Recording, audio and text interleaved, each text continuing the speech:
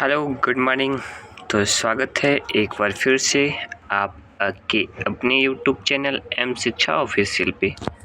और आज हम लोग बात करेंगे घटना चक्र PYQ पॉलिटी क्वेश्चन जो कि हम लोग देख रहे हैं टॉपिक वाइज। तो इसमें हम लोग शासन प्रणाली देख रहे थे जिसमें कि टोटल 75 क्वेश्चन था। तो उसमें हम लोगों ने 35 क्वेश्चन पिछले वीडियो में देख चुका हूँ। चूँकि वीडियो लॉन्ग नहीं हो इसलिए मैं 35 क्वेश्चन तक ही कराया था। बाकी आगे का क्वेश्चन आज पार्ट 2 में क्लियर किया जाएगा। तो चलिए क्वेश्चन नंबर 36 से आज हम लोग स्टार्ट करते हैं।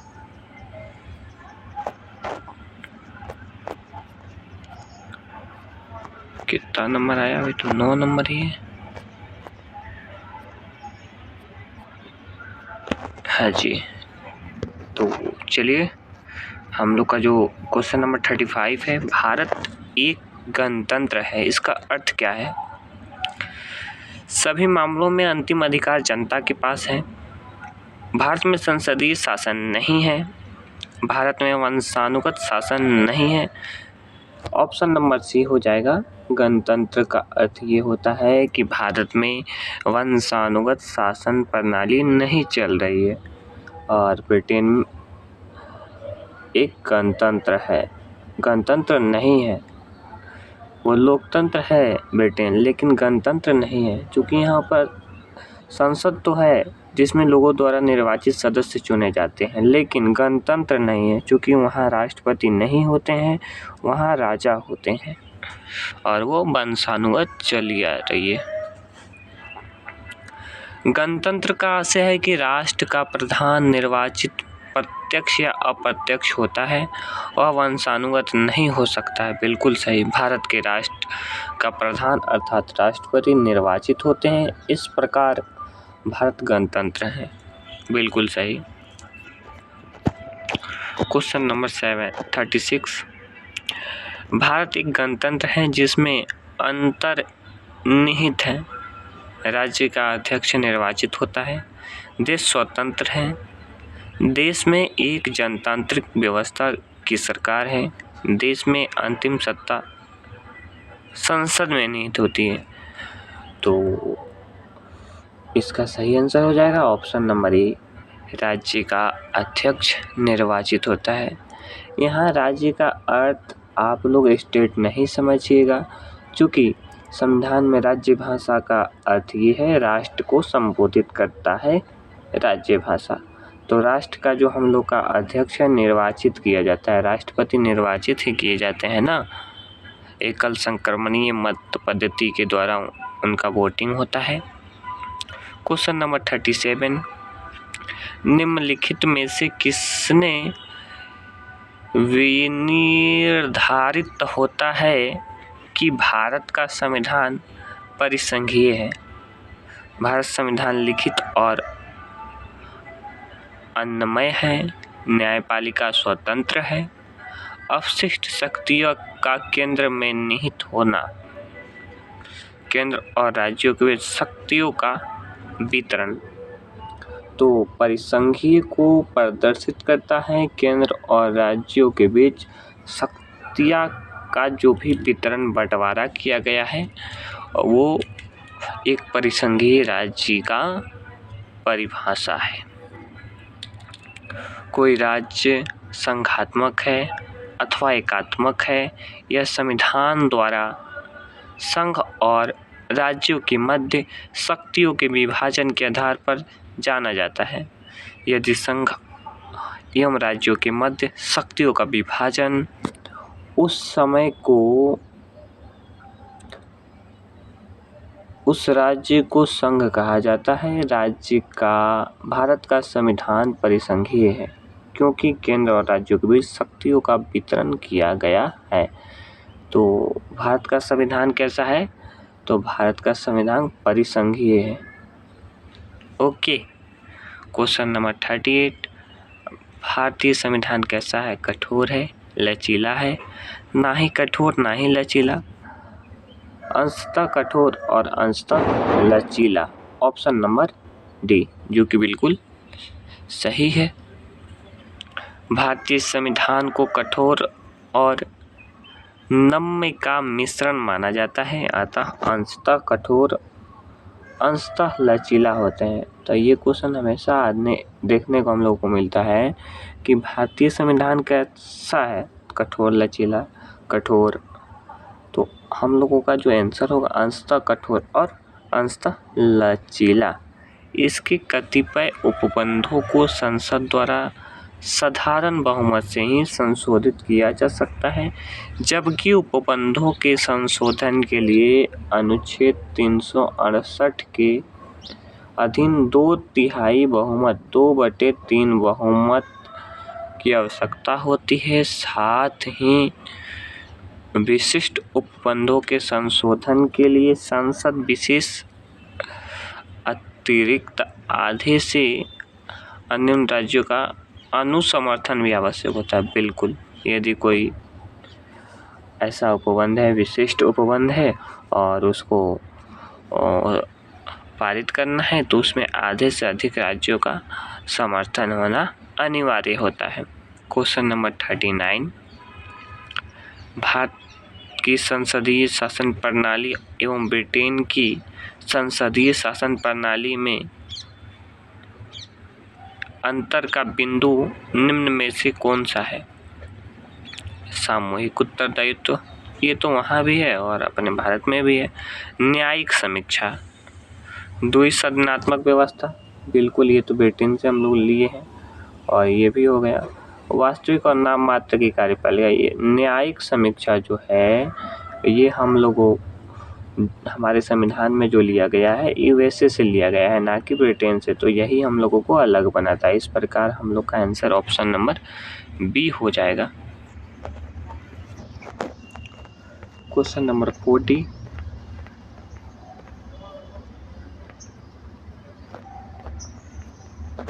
ब्रिटिश संसद ने लिखित संविधान के अभाव में संप्रभु निकाय है, जबकि भारतीय संसद की शक्तियां एवं कार्य संविधान की सीमाओं के अधीन है, जिनकी न्यायिक समीक्षा की जा सकती है। ठीक है। क्वेश्चन नंबर 40, और ये कथन कारण वाला है। भारत के संविधान में एक परिसंघीय प्रणाली का प्रावधान है। सही लग रहा है, सही है।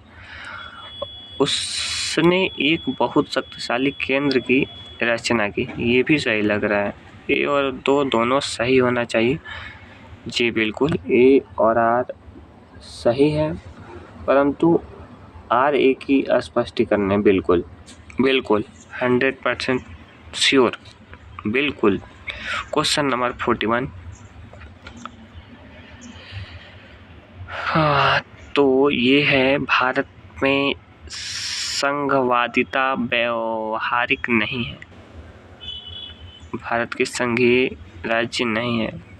आर तो गलत है, ए का तो पता नहीं। ए सही, ऑप्शन नंबर सी होगा क्या? हाँ बिल्कुल बिल्कुल। हाँ, तो इसका एनालिसिस तो हम लोग ऊपर ही देख चुके हैं। भारत संघवादिता व्यवहारिक नहीं है, ये बात सही है, लेकिन भारत संघीय राज्य नहीं है, ये प्रावधान गलत है। भारत एक संघीय राज्य है। क्वेश्चन नंबर 42, और क्वेश्चन जो है आप लोगों के सामने स्क्रीन पे केबीसी की तरह,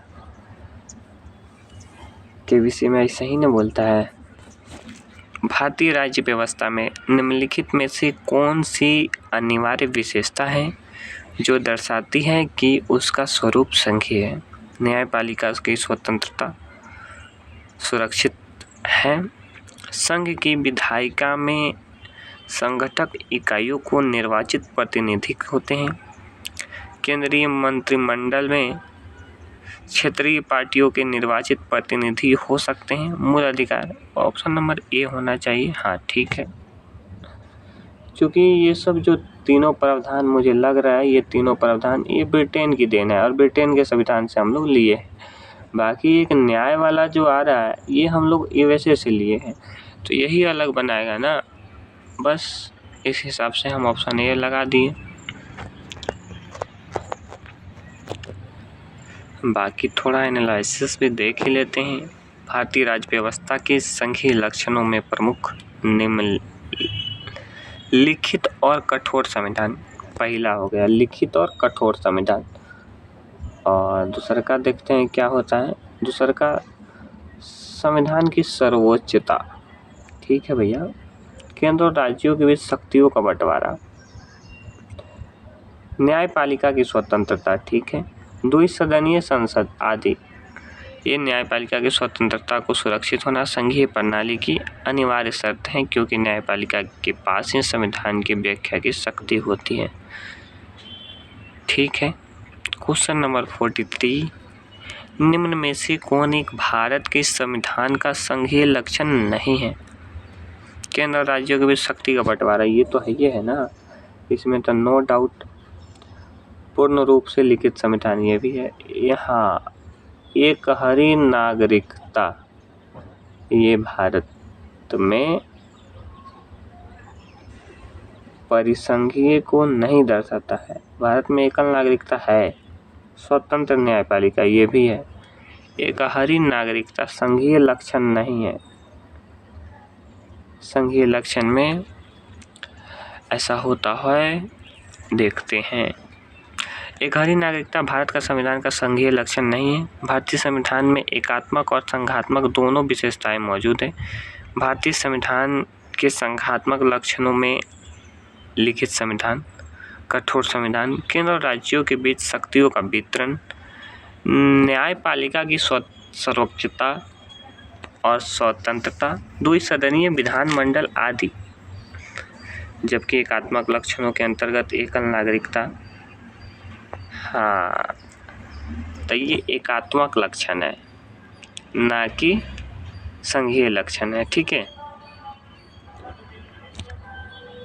एकात्मक लक्षणों के अंतर्गत एकल नागरिकता, राज्यपालों की राष्ट्रपति द्वारा नियुक्ति, आपात की घोषणा, समझौतों को लागू करने में संसद की शक्ति आदि का उल्लेख करता है। ठीक है, समझ गए हम लोग लगभग क्या संघात्मक विशेषता और एकात्मक व्यवस्था।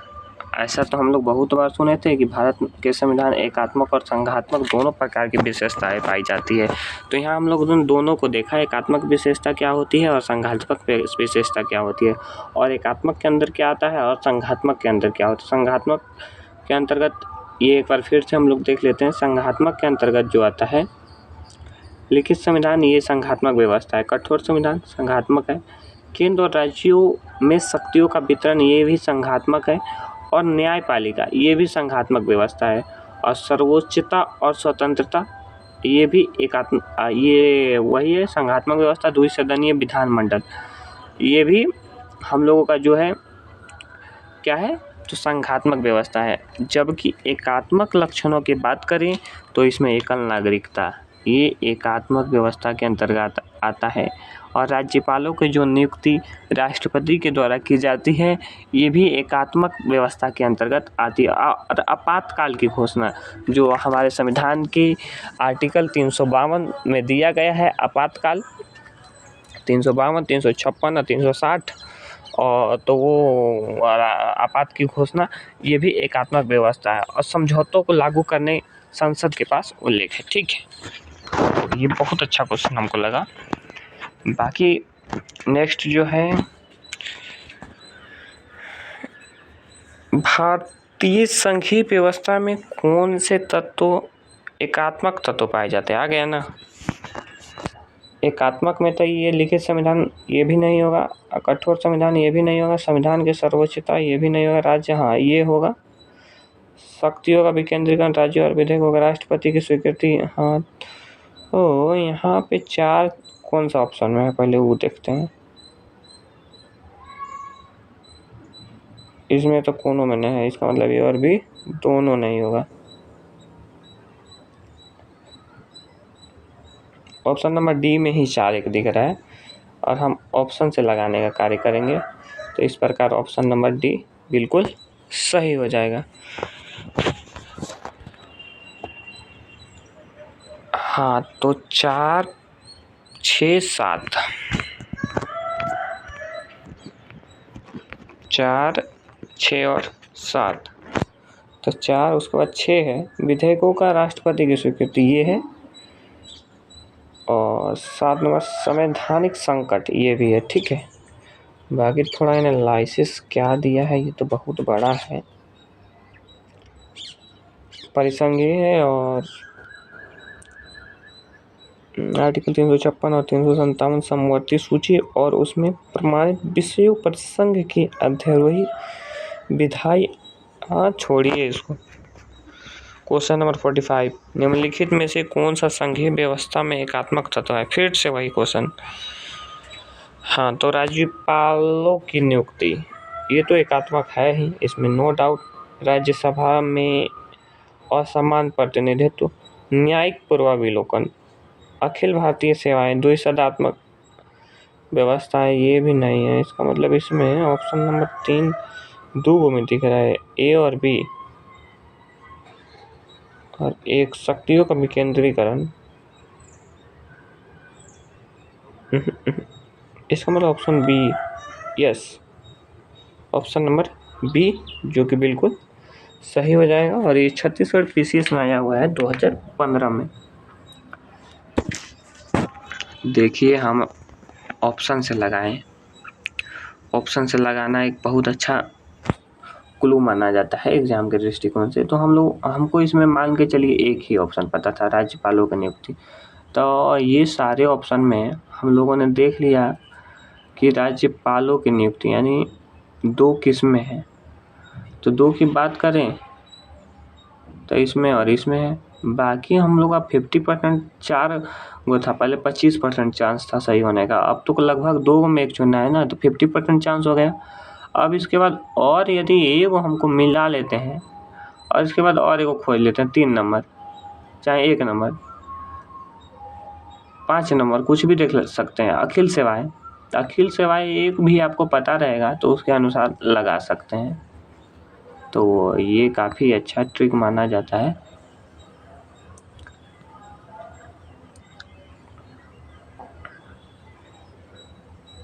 भारतीय संघीय व्यवस्था से संबंधित निम्न कथनों में कौन सा सही है? संविधान शासन के मूल संरचना के लिए एक संघीय व्यवस्था की प्रस्तावना करता है। एकात्मक झुकाव का उसमें सशक्त मिश्रण है। दोनों संघ तथा राज्य विधायिकाएं प्रभुसंपन्न है। विधायिका वित्तीय तथा न्यायिक शक्तियां संघ तथा उसकी इकाइयों के मध्य विभाजित कर दी गई है। तो इसका आंसर हो जाएगा ऑप्शन नंबर बी, यानी 1 और 2 सही कूट है, ऑप्शन नंबर बी।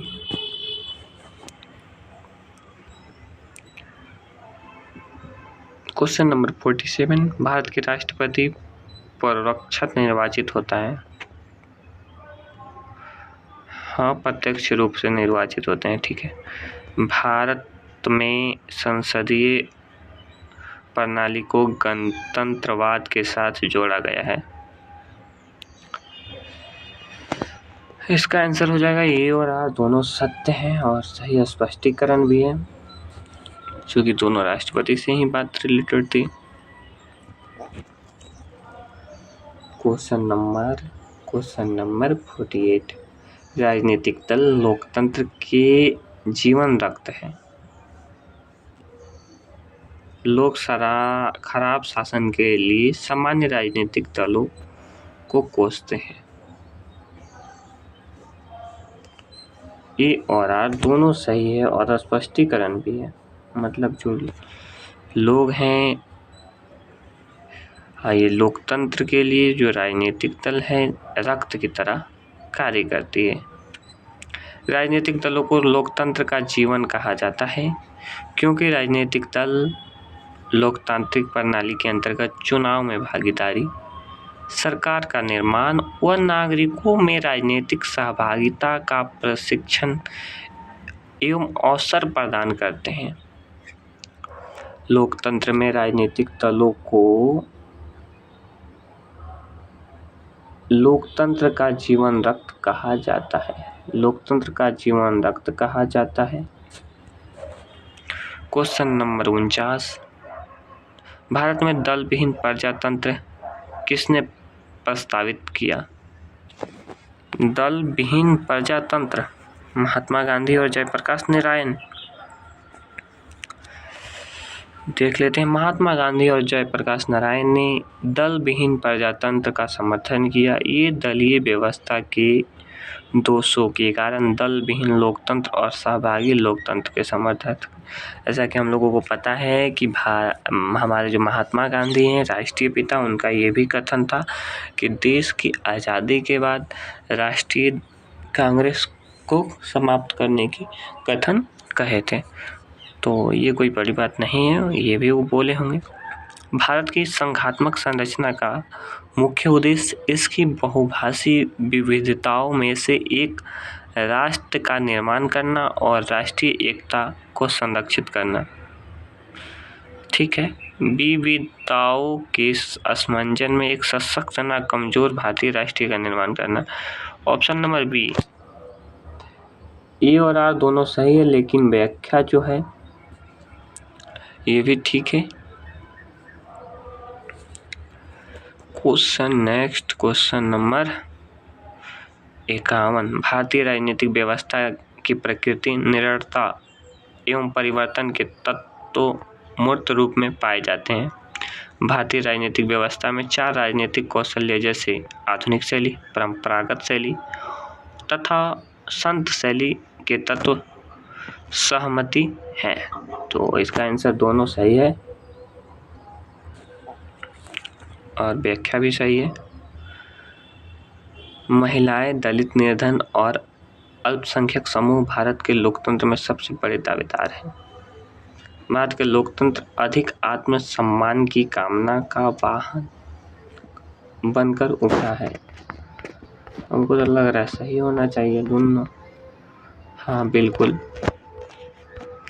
यानी ए और आर दोनों सही है और स्पष्टीकरण भी मान्य है, सही है। भारत के संविधान के बृहत होने का कारण, तो इसका देखते हैं। भारत के संविधान विश्व का सबसे बृहत यानी सबसे बड़ा संविधान है। इसके बृहत होने का कारण कोई एक कारण नहीं है, बल्कि उपयुक्त सभी कारणों संविधान के स्वरूप बृहत कारण है। अतः विकल्प में बल्कि सभी सही है।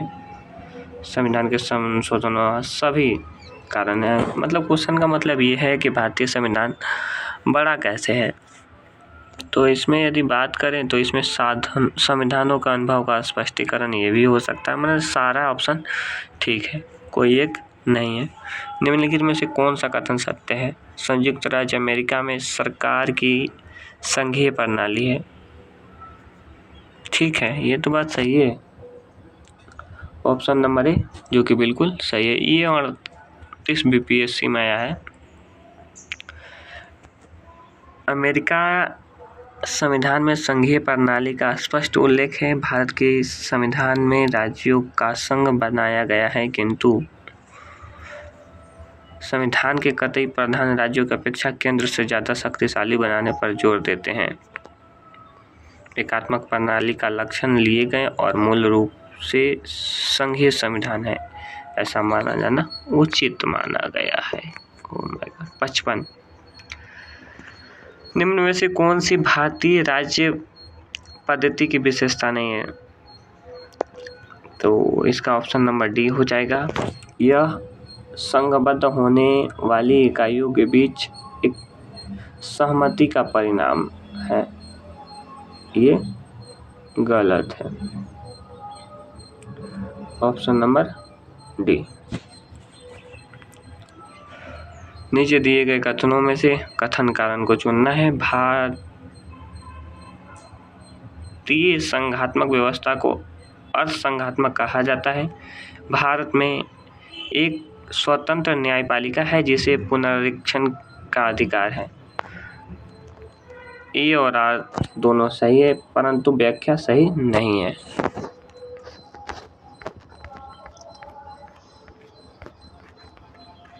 भारतीय संविधान अर्धसंघात्मक है। भारतीय संविधान ना तो संघात्मक ना ही एकात्मक।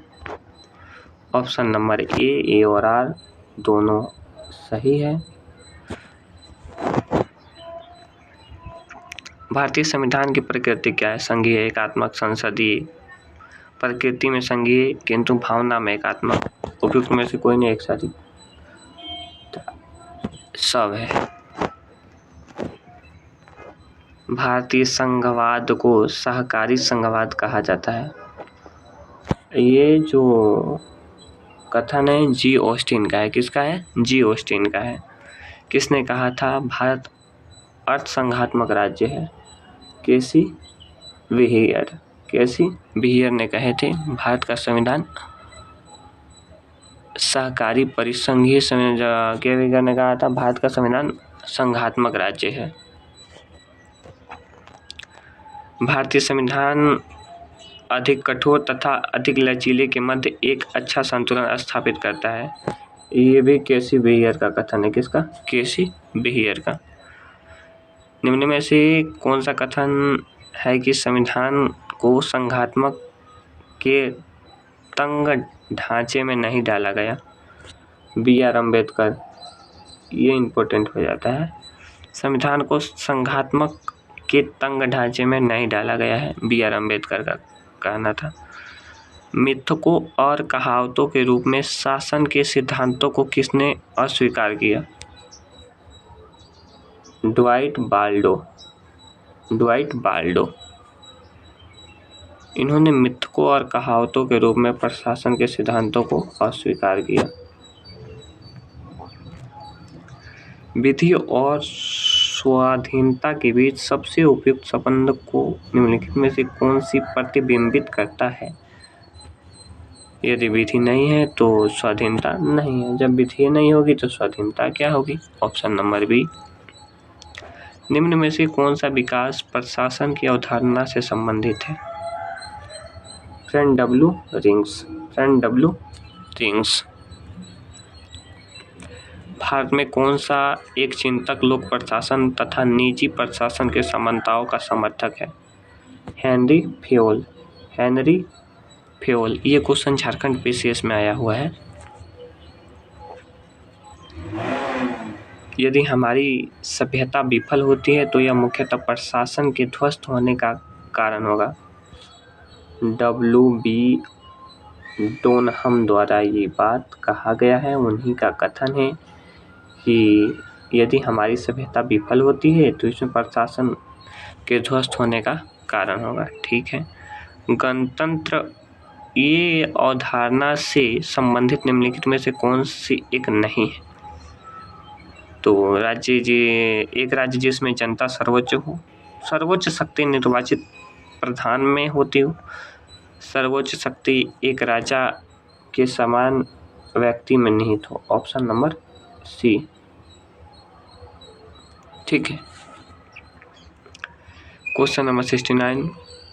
विधि के शासन के प्रमुख लक्षणों के रूप में, अच्छा, शक्तियों का परिसीमन, विधि के समक्ष समता, सरकार के प्रति जन उत्तरदायित्व, लोकतंत्र, स्वतंत्रता और नागरिक अधिकार।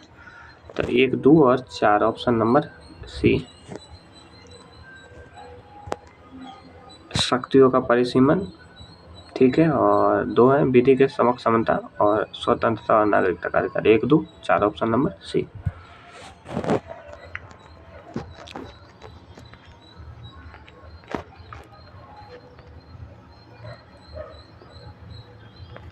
Question number 70। संवैधानिक सरकार है परिभाषित करता है वो राज्य जो सत्ता के हित में व्यक्ति की स्वतंत्रता पर प्रभावकारी प्रतिबंध लगाती हो।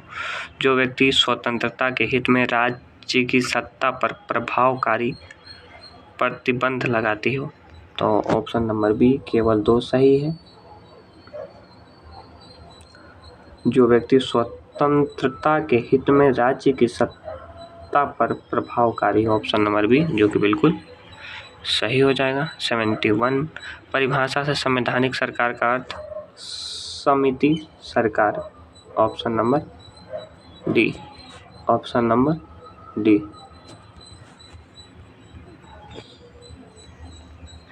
राज्य व्यवस्था के संदर्भ में निम्नलिखित में से किस एक को आप स्वतंत्रता के सर्वाधिक उपयुक्त व्याख्या के रूप में स्वीकार करेंगे? तो स्वयं को पूर्णतः विकसित करने की अवसर, ऑप्शन नंबर डी। समाज में समानता के होने का एक निहितार्थ है विशेषाधिकारों का अभाव, अवरोधों का अभाव, प्रतिस्पर्धा का अभाव। तो इसमें हो जाएगा विशेषाधिकारों का अभाव, ऑप्शन नंबर ए। 74 भारत और अमेरिका के राजनीतिक व्यवस्थाओं के बीच निम्नलिखित में से कौन सी विशेषता समान है? अपशिष्ट केंद्र के पास ये नहीं है। अपशिष्ट शक्ति और राज्यों के पास, राष्ट्रपति के पास पॉकेट विक्टो, हाँ, ऑप्शन डी 3 सही है। उच्च सदन में मनोनीत सदस्य होते हैं, केवल 3 मनोनीत सदस्य शायद ही कनाडा से लिया गया है। हाँ, पॉकेट विक्टो ये के रूप में जानी जाती है भारतीय राष्ट्रपति और अमेरिका के राष्ट्रपति के पास पॉकेट विक्टो रखने की शक्ति है।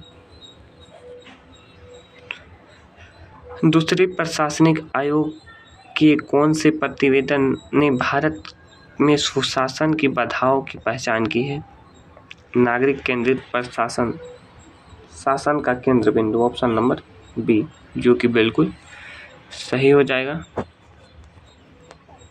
क्वेश्चन नंबर 76 भारतीय संघवाद में विविधताओं में एकता को प्रणोत करने के निम्नलिखित में से किन संस्थानों की आवश्यक माना गया है? अंतर्राज्यीय परिषद, विकास परिषद, ठीक है, वित्त आयोग, ठीक है, एकल न्यायिक व्यवस्था, यानी उपयुक्त सभी हो जाएगा, ऑप्शन नंबर डी। 77 निम्नलिखित में से किस दशक में भारत की संघ व्यवस्था केंद्रीय से संघवाद की ओर खिसकी? 1980 के दशक में, ऑप्शन नंबर सी, जो भारत की संघात्मक व्यवस्था केंद्रीय व्यवस्था की ओर खिसक गई, ऑप्शन नंबर सी, 1980 के दशक में। तो आज का जो हम लोगों का टॉपिक होता है 77 क्वेश्चन पे ख़त्म हो रहा है। तो मिलते हैं नेक्स्ट वीडियो में, तब तक के लिए धन्यवाद। और पहली बार आए हैं, विजिट कर रहे हैं तो लाइक, सब्सक्राइब, प्यार, दुलार, आशीर्वाद जरूर बनाएं। Thank you so much. मिलते हैं नेक्स्ट वीडियो में।